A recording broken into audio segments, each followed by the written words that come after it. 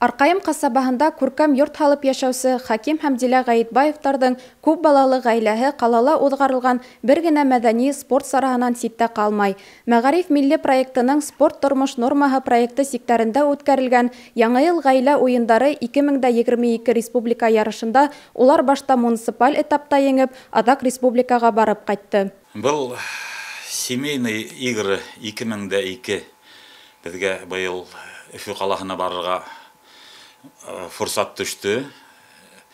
Бына беҙҙең иң бәләкәсебеҙ Азалия ҡыҙыбыҙ 6-нсы мәктәптә спорт классында уҡый.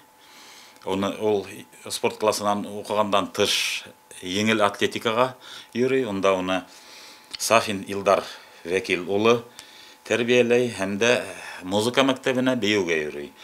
Бөтөн сәбәпсе был ярышларда ҡатнашыуыбыҙҙың сәбәбе ошо бәләкәй ҡыҙҙа инде. Ул ниндәй дейләр күрә, ярышлар, конкурслар күрә, шунда ҡатнашырға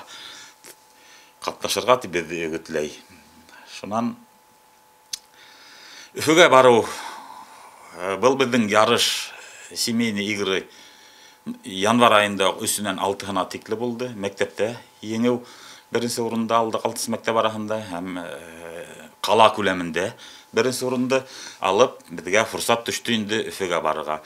Гаетбаевтарҙың балалары ла үҙҙәренә оҡшап тырыш. Өлкәндәре уҡып, һөнәр алып, ватаны алдындағы бурыстарын намыҫ менән үтәп, төрлө урындарҙа тырышып эшләп йөрөй. Ҡаланың 6-нсы мәктәбендә уҡыған Азалия ҡыҙҙары, Арҡайым башланғыс мәктәбен быйыл тамамлаясаҡ Азамат улдары ғаилә ярыштарында гел ҡатнаша.